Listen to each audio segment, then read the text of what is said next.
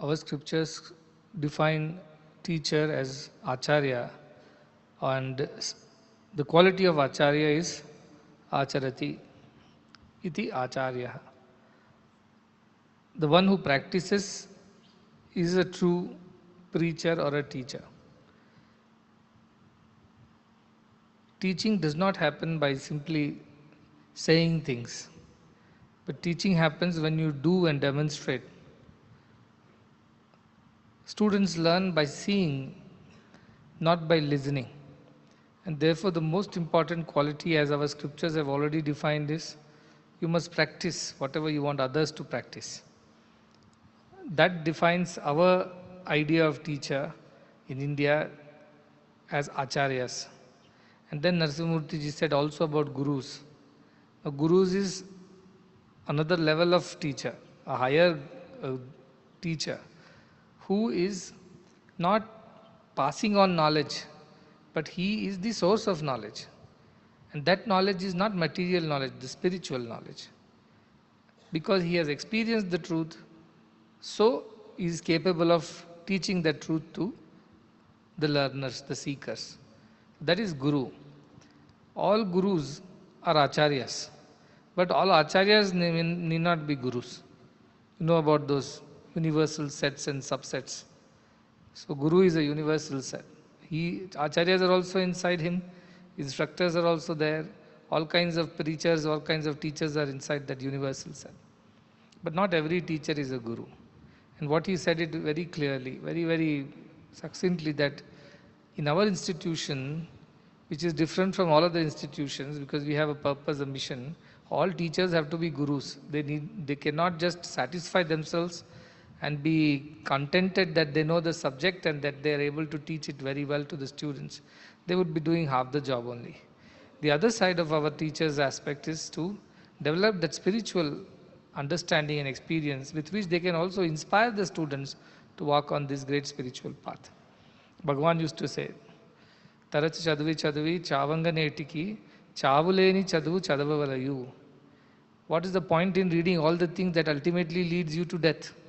Even an animal who is uneducated dies, a man educated also dies. If all your education is ending up in death, and that is the end of your education, what is the point of learning such a thing?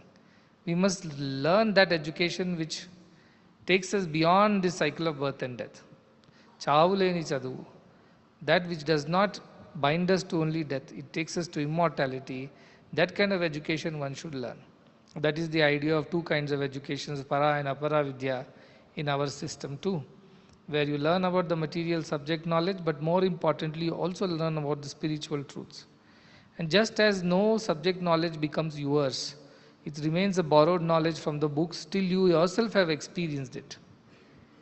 So also no spiritual knowledge becomes yours, it remains a borrowed knowledge till you have yourself experienced that knowledge. That's why in practicals we have in our subject knowledge. You have theory classes and then you have practicals to go and test it out and learn for yourself by doing, by experimenting, by doing practicals. Then you assimilate and understand that knowledge. This knowledge now has become permanently yours. Whereas spiritual also runs on the same principle. You listen to great spiritual truths in satsangs or in your Paravidya classes or read books and scriptures. But at the end, unless you put it into practice and experience it, knowledge is never yours.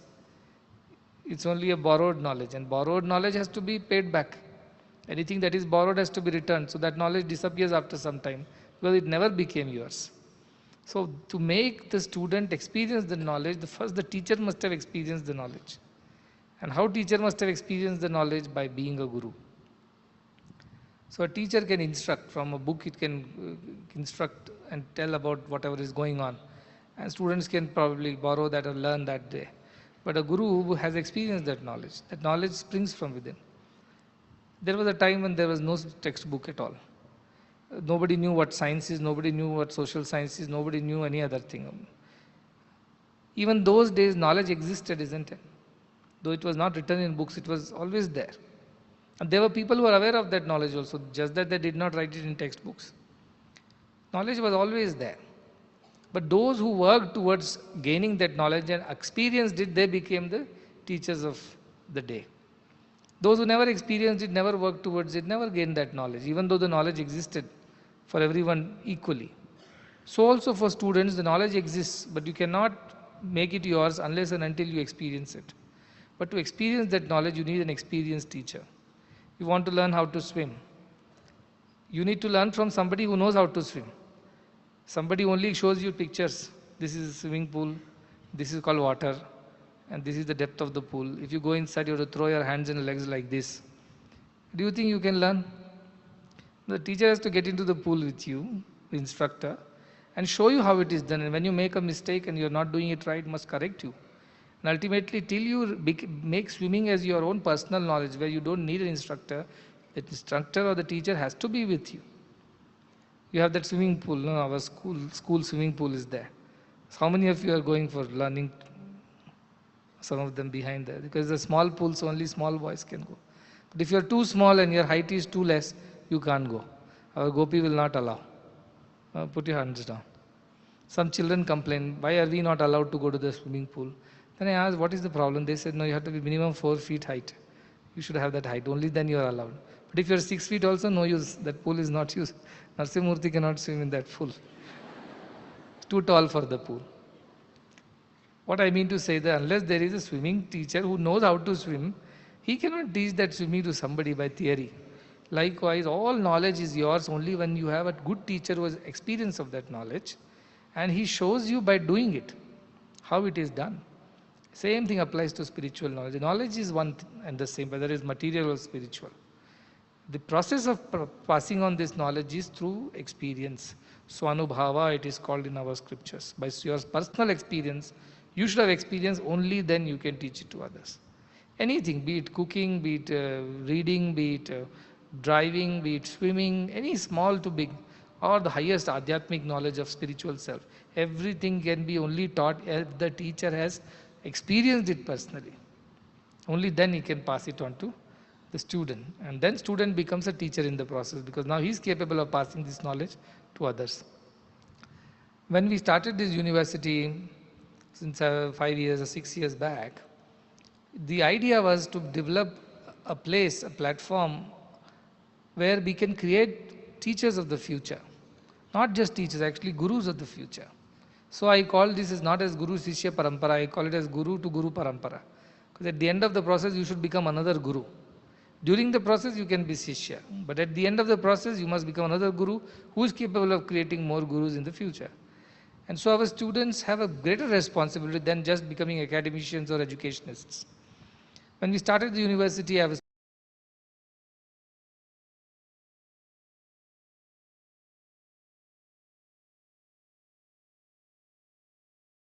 largely in public schools, teachers are missing. Close to 1 million teachers are needed in our schooling system alone. And more than 300,000 teachers are needed in our university system, it seems. These were numbers then, and recently when I checked, they are more or less the same. Number of students have grown, but teachers have reduced in our country. And there are many government schools where there is no teacher, or even just one teacher who manages everything, including election duties and census duty, and also serving midday meals, and also taking 5 subjects for the students. Imagine that is the plight of a country which was the education hub of the world. Nalanda, Takshashila, Vikramashila, these were the universities in those days. I'm talking about 4th, 5th century BC, not even AD. That is the time when these universities were established in India, when the world did not even know how to read a textbook. They were still fighting with each other for lands and wealth. When whole of the West was doing that, in East, this is what was going on. We had built universities and we were teaching all kinds of subjects.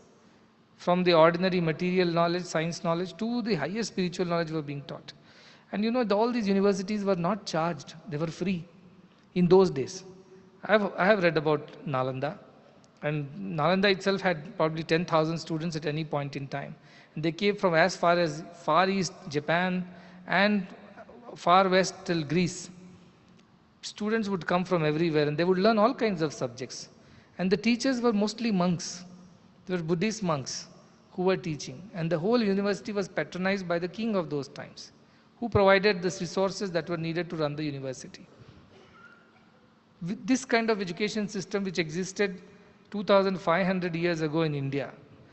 And whatever we know about English and English grammar and modern science, they're all 13th century, 14th century things. We had architecture, you have such beautiful temples built 1,500 years ago with such perfection, impeccable constructions. Till now they stand without cement and without steel, just brick and stone. And they stand till today without having fallen.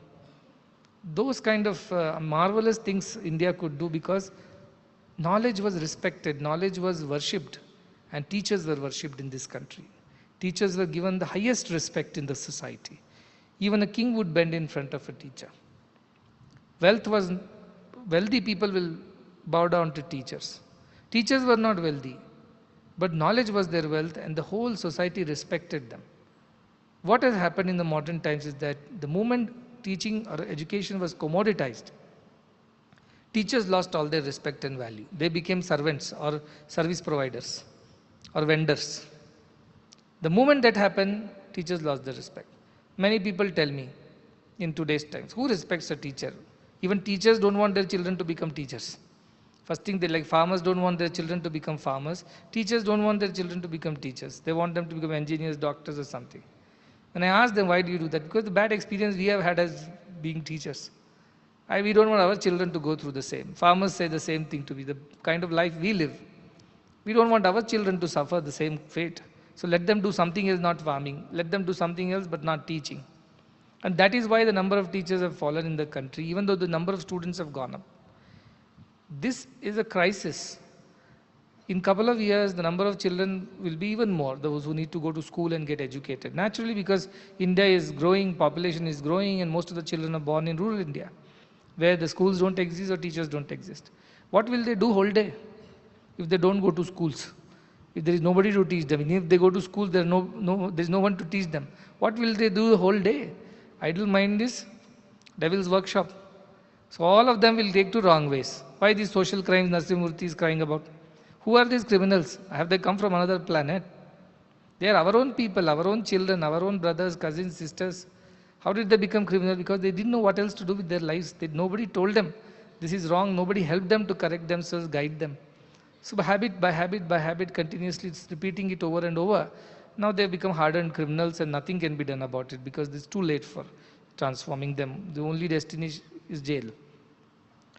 With this kind of country which was glorified as the teaching and education destination for the whole world, thousands of years ago, not even like recent times. That country is suffering a fate today where children don't have teachers in their schools. And even if they are there, they are hardly well educated, they hardly are passionate about teaching. They just go because they just have to go and do a job and get a salary. They don't care about whether the students are getting inspired by all that education, whether they're going to be future leaders or redeemers of the society. None of these matter to many of the teachers, most of them. Yes, there are few teachers, there are pockets of them.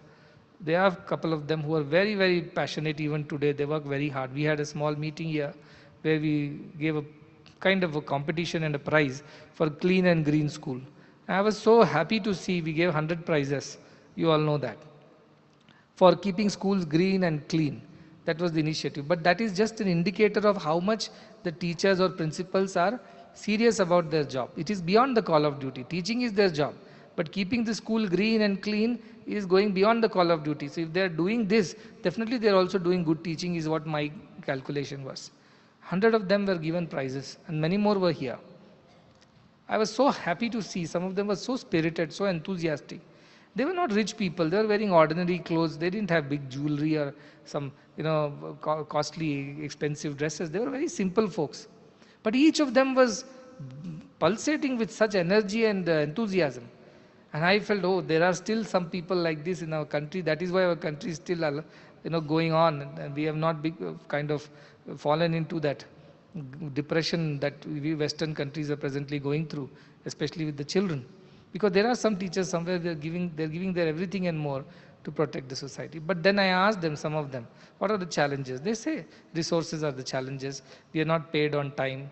Salaries are not given. Some people were telling that even the budgets that are kept for the schools, they are not released. So sometimes they're not able to undertake repairs and maintenance. Many times out of their own pocket, they put the money and get things done for the students. All these kind of challenges they face in a country which is supposed to be $5 trillion economy in couple of years. Education budget of the country is nowhere near where it should be. Even Bangladesh and Pakistan's education budget is more than ours. Why? Because we say we don't have money for education. We have money for all kinds of things, but not for education. This is the kind of fate that our country is suffering. 2%, 3% budgets for running a country which has the maximum number of young population which needs to be educated, skilled and trained. That country is not having budget for their children's future. What kind of country are we running? And as I said, teachers are not respected. The profession is not respected anymore. Because, the fellow who has studied till 12th under you, tomorrow goes and joins one BPO or one mall and becomes a cash register operator, and he earns more than you very next day. So where is the respect for that teacher? I'm not saying money is the reason why you should respect people, but very fact that the teacher is molding the best of the minds of the country, that teacher needs to be respected and given whatever the due is. They are not running behind money, but they do need respect. They do need a kind of a status in the society where parents and people bow down in front of them when a teacher passes by. But that culture is gone. Why? Because education was commoditized. So parents say, what is there? You do the job properly, we are paying you for that. Like you pay a servant to get your things done. Now teachers have become that kind of service providers where you demand things from them. Do this, otherwise we will not pay you. I have seen so many teachers, they've come running, joined us. And I asked them why you were working in a very good institution. They said, management was only asking one thing, what is the revenue, how much fees you have collected. If you have not collected the fees, who is going to pay the salary? If will you pay from your pocket? College is not making money, therefore we are going to shut down this department, that department. All the time there was a sword hanging on their neck. This is the kind of lives professors and teachers live outside because of the commercialization of education. And in public sector, as I went to, I don't want to say the name of the university, but recently I visited. I was in the Vice Chancellor's place. I was asking what are the challenges. He was saying, other than Vice Chancellors and Registrar's salary, no professors are being paid. Six months, teachers have not been paid. Students have stopped coming. This is government university. And then many more stories also I heard from other educationists that how many universities do not have basic things also. They're namesake universities. So no students are joining them because the quality is so poor. So where should these students go? They borrow, beg and go to private institutions. They pay through their nose because they also need a job. They also need to survive.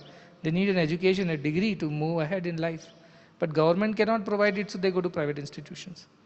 And what private institutions do? They every day, as the demand grows up, the fees go up. Today also I saw in newspaper government is saying they control the fee for nursing courses. They have also sent a notice to all the nursing colleges that you better not charge because once fee is published, but so much other fees are taken in an indirect way. So that's how education's commoditization has led to absolute disrespect and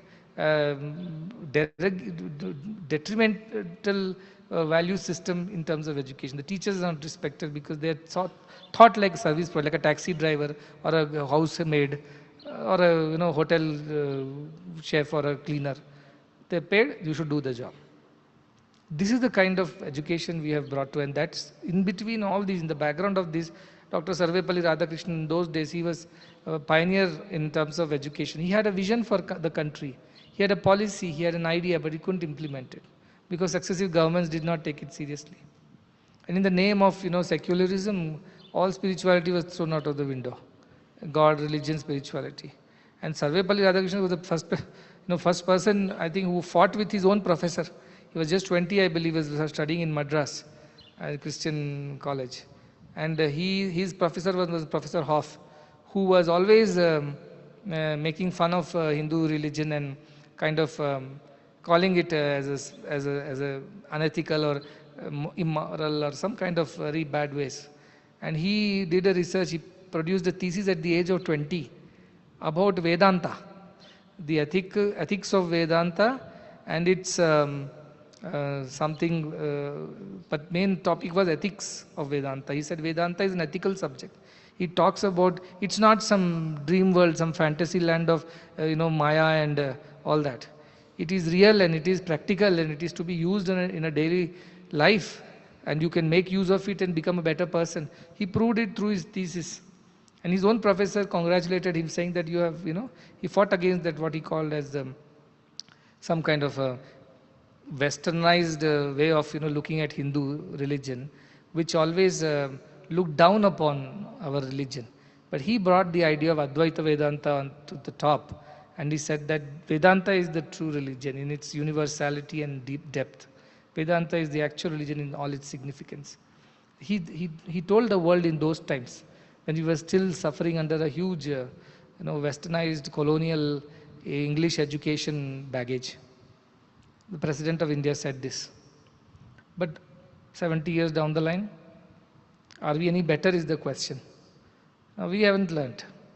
So in these times, who is going to take up this job? Who is going to tame the whatever the animal called westernized, commoditized education? Who is going to take the bull by the horns, as they say? Nobody is doing it, because even mathas have run out of resources. They don't have finances, so they also started charging the fee. At best 5, 10%, 15% free, rest all is charged. Even in mathas, gurukulas. I should not say, but I visited a couple of mathas and I thought everybody was free, because they said, but when I went there I saw one school of theirs out of 300 school was free. 299 were all charged like any other regular school or college with a high fee, not even like cheap, very expensive. Then I realized what is going on. These people were supposed to provide education to the needy and the poor and the downtrodden. Namesake, you open a hostel or two or one college or a school, and there you give something free. The rest of it is all commercialized. And I asked them, they said, what is the other way? Where do we get money to give education for free? They're asking me this question. Governments don't give us any help. Society is very, not so charitable anymore like in old times. And we ourselves don't have any way of generating resources. They ask me, how do you do it? We don't know. What is the magic? They ask me, teach us also. That's what they tell me. How do you do these large education institutions and do it for free? These big matadipatis ask me. I tell, I do not know. I just believe in this idea of Indian education, which should not be commercialized, which should not be commoditized, which should not be bought and sold. That is how our ancestors lived. That is what we were taught. The education was a right, fundamental right to every child. And nobody should have sold it or bought it. I know teachers of the past who would sacrifice anything and everything for the sake of bringing up a child in the right way. They were not looking at their wealth and retirement and their money and financial status. They were not interested in that. They were Saraswati Upasakas, not Lakshmi Upasakas. They only wanted to spread knowledge. Even at the cost of penury, poverty, whatever they had to go through. Unfortunately, society was so, heartless to not look after them well. And so the next generation said, we are not going to be like our father and mother. We need to have a good life, and I think it's not worth sacrificing for a society which is so ungrateful for our services. That's how good teachers also disappeared from the society. And today, most of the teachers who are there in education institutions are all in the retirement age. The good teachers who are passionate, who joined the education system 30, 40 years ago. They're all, one leg is in the retirement age. They all retire in the next 5, 10 years. Whatever 1 million deficiency will go up to maybe 1.5 million. And children's number will go up. Today 8 crore children are in schools, tomorrow they'll become 15 crore because of the population growth. What will we teach them? What will we make out of these people? Will they be any better than animals if we don't give them education? Vidya vihinam pashubhis samana. They'll only live by instincts of animals. Then social crimes and all these things are to be expected. What else we can expect? So with this situation going around, Narayan Bhatt in 70s thought about starting education institution. His only idea was to create teachers for the future. And he would call them Tyagajivis because it was not just teaching, it was a complete package. You were also a subject teacher, you were also a social worker, you were also a healthcare provider, you were also a spiritual guide and mentor. So you had multiple roles to play as a Tyagajivi. And in those days, in 70s, look at his forethought. He thought there should be at least 1 million youngsters who should dedicate themselves to the development of the nation. 70s, population was half of what it is today. And he then thought 1 million people are needed for the country. And today we hear about 1 million deficit in our teaching faculties across the schools. So he had that vision, but he could not achieve it. He tried, same resource crunch, no support from the society, no support from governments. All these issues made him whatever do or stop wherever he could. But we have taken up this mantle again. We are back in the saddle, as they say, to continue this journey and do it with greater vigor and intensity.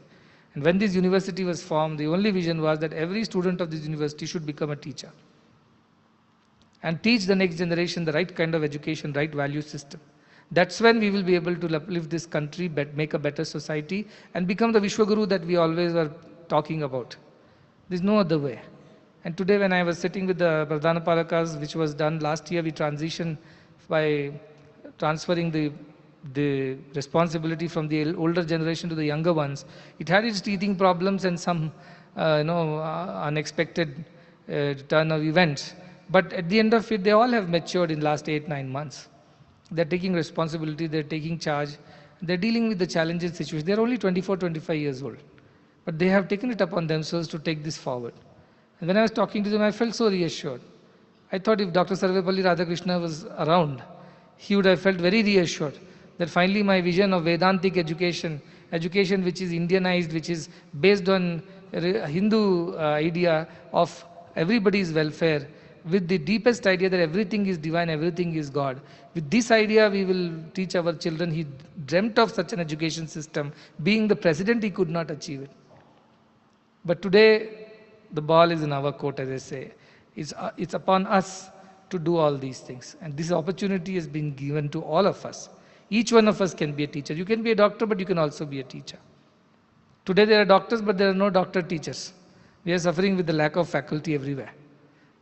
Why? Because they become doctors, because through doctor, they becoming doctor, they becoming businessmen, basically. If they join teaching profession, you are not going to earn as much. So most of the doctors have not gone into teaching at all.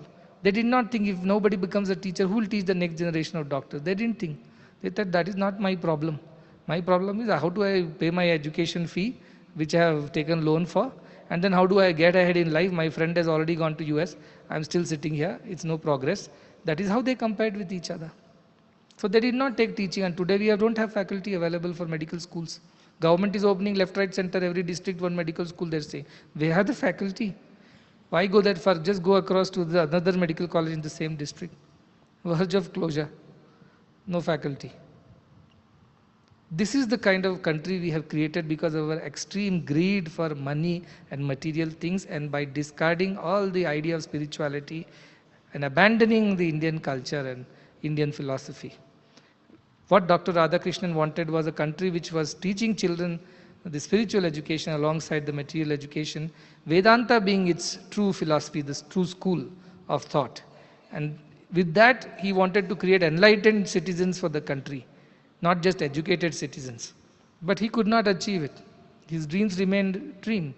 Narayan Bhatt could not achieve it. His dreams remained a dream only. But should this remain a dream in our lifetime also? Should we also die contented that at least we dared to dream? We did not achieve anything. No, we cannot. If we don't do it, nobody will do it. I have studied all kinds of education institutions in India and abroad. Even if somebody is doing very sincerely like us, they are doing very little. And that's not going to tilt the balance. Somebody has to do it at scale, sustainably, for a long period of time, continuously, consistently, persistently. Then only the balance will shift. Then things will change. Nobody is doing that. Only us in the whole of the country, in fact, whole of the world, I must say. We have challenges, don't we? Whatever challenges the matas are telling me or other institutions are telling me, we have greater challenges. Because you also run hospitals, not just schools. So we have challenges. Every day we work hard to make sure that we have something for the next day. I call myself as God's laborer. Every morning you wake up, start working to survive this day. I hear from our children, right? They tell our parents have to go to work early in the morning at 6 o'clock, stand in the market square, from where some contractor or middleman will come. He will say, I want 40 laborers for today at one particular site. They all will be put inside a tempo and they'll be driven to that site. Nobody knows who is the manager, who is the owner. They'll simply work blindly whole day. At the end of the day, they'll be given this much money. And with that, they'll come. On the way, they'll buy some food from the ration shop, some rice or some dal. That is what they'll cook for the night and feed their children. This is the life of most of the students' parents. Many of them I know. I say my life is no different. I also wake up every day and worry, how do I survive this day? And if we survive today, we will survive tomorrow. That is how we work. Whole day we work, at the end of the day something happens. We are able to feed, clothe, educate you for the next day.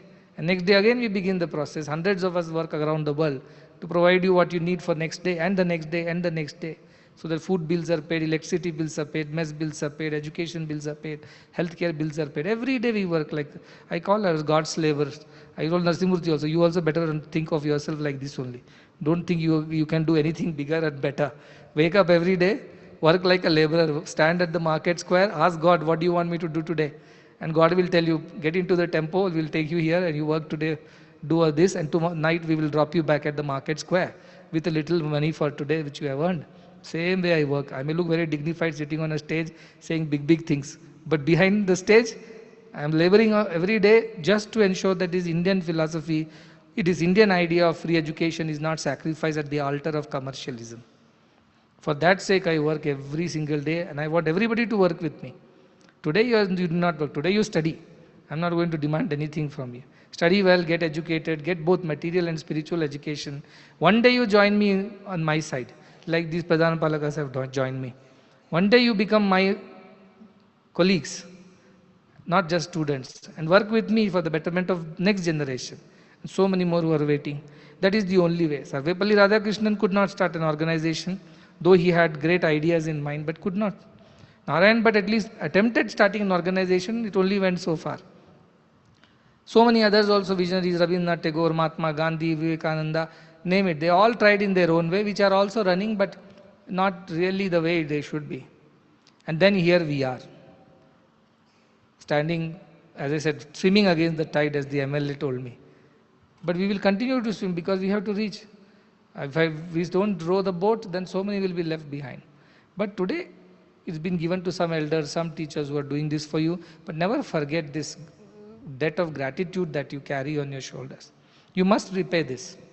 How? By you becoming teachers and training the next generation. And doing whatever it takes in your might. Whatever it takes. Sacrifice whatever it needs to be. For the sake of bringing up the next generation better. And if we have done this way, you should do it better than us. That's how you pay the debt of gratitude. When you pay debt, how do you pay? You pay the same amount or you pay a little more? You pay a little more, you have to add interest also to that, isn't it? So if you are carrying a debt of gratitude today for whatever we have done for you, should you not do more than that for the next generation? Obviously, yes. You have to add that interest portion and do better than us. So if I do 30 schools, you should open 100 schools. If I open 100, you should open 500. That is how you should be able to help more people. This is what I am doing all the time, training and teaching these students. And I am hoping that with these few green shoots that I am already seeing, I am hoping that these will grow into mighty trees in the future and bear fruits that will be sown in soils far away, grow into new crop, new harvest, new trees, bearing new fruits. And that is how more and more people will be saved. If we don't do that, be ready to hear all kinds of news that we hear every day. And no place is safe for nobody. You think physical world is terrible, cyber world is even worse. I was just reading news, the amount of cyber crime and frauds have happened. Thousands of crores of rupees of fraud has happened in 1 year in Bangalore alone, they said. 2,000 crores or something like that. I told people have been fooled and defrauded for money from their bank accounts by threatening them or fooling them into so many. And a lot of people. So crime is everywhere. And who are these criminals is my whole question. Either they are uneducated buffoons who have no other way but to steal and survive, and then in the process learn more wrong things and do more wrong things, or they are educated people, very sharp and clever, but their education is all wrong. They have been made into Frankensteins who are going to destroy the system itself from which they have come. That is the other kind of educated people. Both are destroying the society in some way or the other. In fact, educated ones are even more dangerous. So we have created a new system and we are working so hard to make sure. I want everybody to appreciate that. Take a minute, sit down with yourself and understand. It's very easy to just think that this happens on its own. Something happens, some people send money, teachers come, what is my problem? I will get education, go out, make money and live a happy life. If that is your attitude, quit tomorrow. That is the best thing to do. That is the best help you can do to me. quit tomorrow if you are having that attitude. That something will happen, don't worry, we don't have to care, our parents don't have to care. Just get what you can get, squeeze as much as you can and run away with it. If this attitude of ingratitude is there, then you are not the right person to be here. I want everybody to be filled to the brim with gratitude for all that is being done by so many nameless people who are silently doing it. You won't believe, but yesterday or day before we were so difficult. Today is salary day, and we live salary to salary, paycheck to paycheck. I was in tension, so I called up somebody and told, see, you have to do something and do this for me. He is going through, he's suffering in the sense not well. Despite being not well, not in this country, in another country, went, sold his stocks in the market and sent the money on time. He was sick. He didn't tell me that he was sick. After I had told him that I need this help, do something. He did that and then told that I was very sick, but I somehow, your grace, with whatever sickness, I managed to do what was needed and I have sent the money on time. Today's salaries are all paid. This is the way we live every day here, and I want to be very frank with you. You have to carry gratitude because nobody else could do this. Not the vice president, not the president, not the prime ministers, not the greatest leaders, spiritual or otherwise. Nobody could do what we have done. We are able to do it only because there is somebody who is, despite his sickness, is able to go to sell his savings and send the money for us to survive. That kind of people are backing this mission, and if we don't realize and have gratitude for them, there is no hope for the future of this world. Let me tell you, if we don't do what we do, there is no hope for the future. No Teachers' Day, no Guru Purnima, nothing will save this world. What we do alone will save this society and the world of tomorrow, and you are a part of this mission. You have a great responsibility. Don't shirk it away. Don't, think that, somehow you have got lucky and you're privileged and entitled to all that is being given to you. No, it's being given to you with great hope, with great vision, with great responsibility. And you must shoulder this responsibility as your elders have already started. 2-3 batches have already come in. They have started doing their job. They have started delivering better education, inspiring their younger brothers and sisters. They have already joined me on my side. And next is your turn. Never forget even for a day what is coming to us because of sacrifices of so many.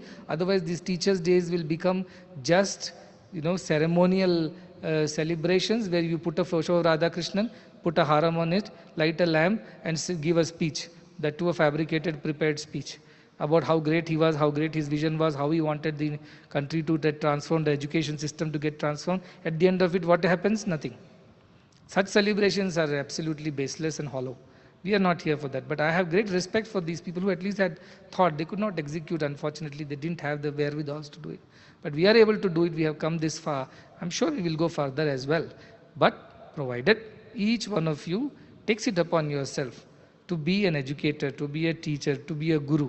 Whether you are from engineering or accountancy or finance or hospitals or schools, doesn't matter. Everybody can be a teacher and train 10 more, 20 more people in your own way. And when you do that, please don't ask them for money or personal benefits. Do it selflessly, unconditionally. Then things will change in this society because gratitude will rule the society then. Not commerce, not money. Everybody will be filled with gratitude and they'll feel, I have been given so much. I must pay this debt of gratitude. I must pay it more. I must pay it better. And every one of you will start working harder than what we do. And that's how so many of them will be saved. So never forget that the greatest tribute that you can give to your teacher is to become a teacher, so that you can continue the legacy of sharing this knowledge and improving the society. And that is the best gift that you can give to teachers on a Teachers' Day. I have been given a lot of letters, happy Teachers' Day, thank you for being a good teacher and this and that. But my ask is, you also become a teacher in your own way. Whatever you know, share it with others. And don't charge them for that sharing. Don't make money on your knowledge. Try to do it for those especially who just cannot afford. Give it to them as a gift. That is the best seva you can do. That is the best gratitude you can show to your teachers. With these words, I'll conclude.